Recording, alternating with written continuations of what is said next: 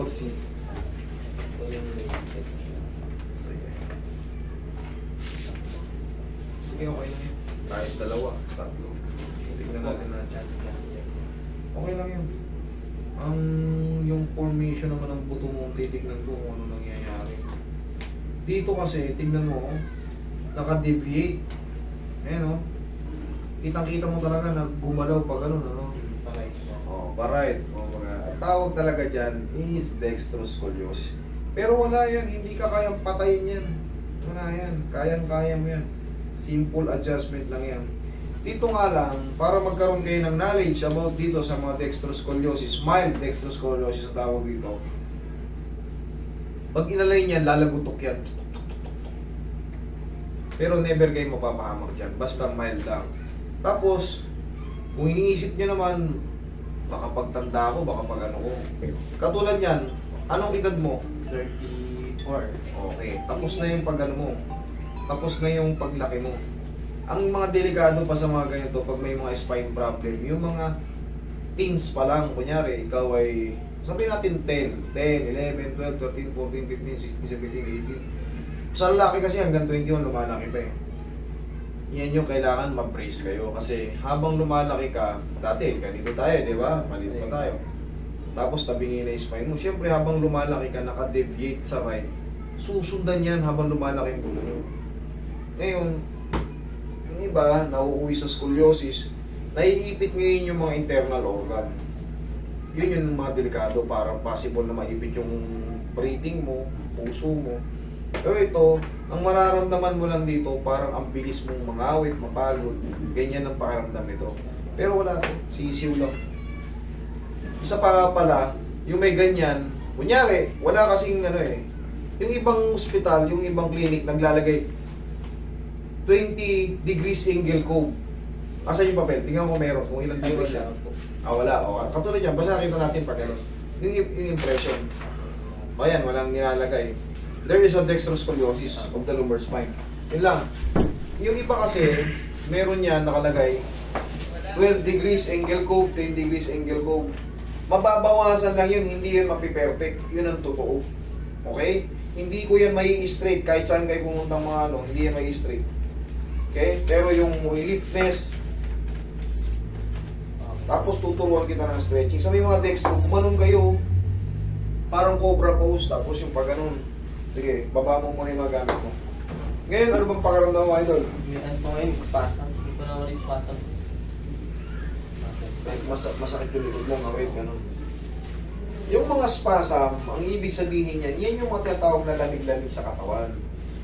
Pag meron kayong problem sa ano, hindi yan talaga mawawala. Pag meron kayong discompression or yung mga spine problem, tabingin yung ano nyo, pag nakapagtrabaho kayo, ang bilis niyang makompress yung mga disc. Ngayon, magre-react kayo yun sa mga muscle.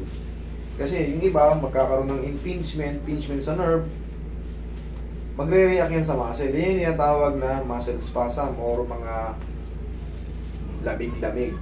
Madali lang ito. Para lang kumain ng ano itong icing. Relax lang.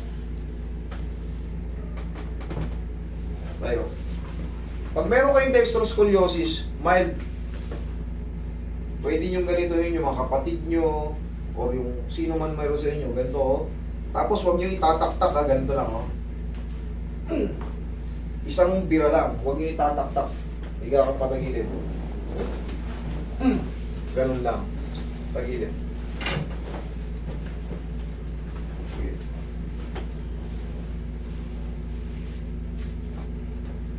Okay, relax lang. Kabilang side.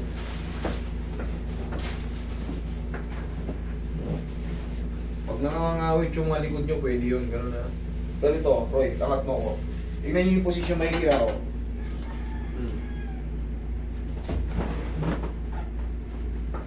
Ganun lang, oh. Hindi na po itataktak. Hindi na itataktak. Mararirinig yun. Hindi natataktak. Takas mo. Gaba. Yung maririnig mo na naman yan. Pero yan, hindi ka aaray dyan. Kasi, uusog lang talaga siya. Bunga nga siyempre, umingidad ka. 34 ka ngayon. Yes, sir. Yan kasi yung mga dextroscoliosis, Levoscoliosis. Actually, nandyan na talaga yan nung bata pa tayo. Lumalaki lang yan. Siyempre, pag lumalaki na rin tayo, hindi lang talaga. Yung mga baby kasi, pag pinanganak ang ganyan, hindi yan masakit, hindi rin nila alam kung bakit. Hindi rin nila alam kung paano sasabihin sa'yo masakit yun. Hindi natin pina-x-ray yung mga bata. Kasi bawal pa naman. Unless necessary. Eto, oh, pagka nakakaramdam ka na, pag nakakapagtrabaho ka na, yan, sabi mo masakit yung likod mo, papa-x-ray mo yun, duda ka. Makikita mo yun, naka-deviate. Nakaliko. Deviated to the right. Deviated to the left. Pag to the left naman, dito sa baba, levoscoliosis. Pero yan, kilala natin yan, yung mga ganito may mga spine problem, is scoliosis. Naririnig mo, Ter? Opo. Nararamdaman mo? Po. Yan, diyan ka lang.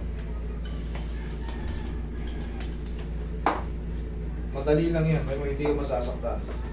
Yung may mga ganyan, lumapit kayo sa mga bone center. Tapos, syempre, check nyo muna yung lalapitan nyo, ha? Yes, sir. Mag-review kayo kung sino yung lalapitan nyo, may na-disgrasya sa ganyan. Meron na po. Kaya mag-iingat po kayo. Kahit sa akin, mag-iingat kayo. Hindi ko inaano yung sarili ko. Kaya sabi ko, reviewin nyo ako. Para komportable kayo. Kung ano yung diskarte ko. Paano ko ina-execute yung mga ganyan. Health is wealth. Ano yung mga marka sa likod mo, idol? Ano ba yung support? Okay. Yung belt po. Nagsusupport ka na. Pag ano na po, aalis.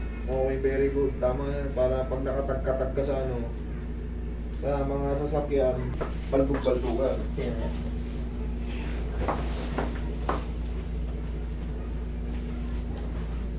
Pasok mo lang. Ilagay sa sa'yo ng kamay. Yan.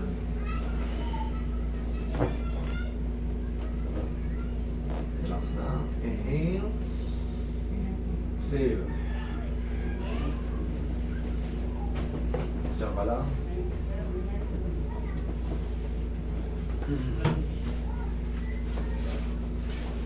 Tignan rin natin. Wala, nakatak na kita. Pantay na. Ito kasi yung mga pag ganyan yun.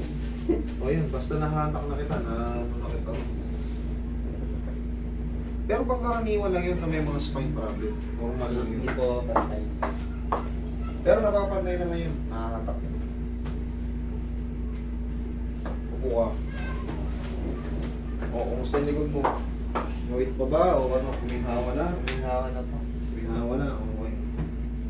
Tapos ituturo ko sa'yo ganito. Yung pag nakatapa kayo, iunat niyo yung kamay niyo.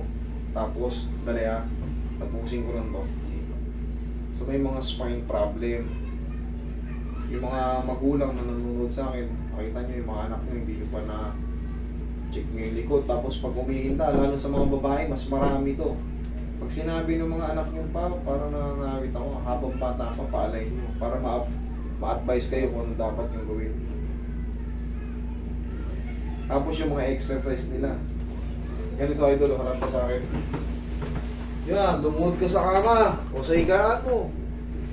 Kahit po. Lumuhod ka. 1, 2, 3. Ganun lang kabilis ha. Tapos yung, ito yung cobra pose. 1, 2, 3. Tapos isang balik. 1, 2, 3. Ganun lang kabilis. Dati po nagpaano ako, rehab.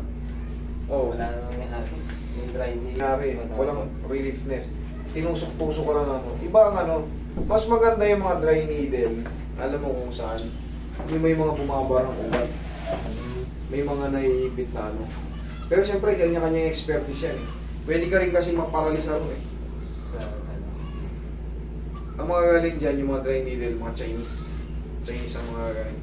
Okay ka na? Hindi pa. Nakita mo yung tinuro ko ha? Apat. O, tapos tayo. Sa umaga, ganyan. 1, 2. Ikaw ha? 1, 2. Yan lang. Okay? Okay, ma'am. Thank you.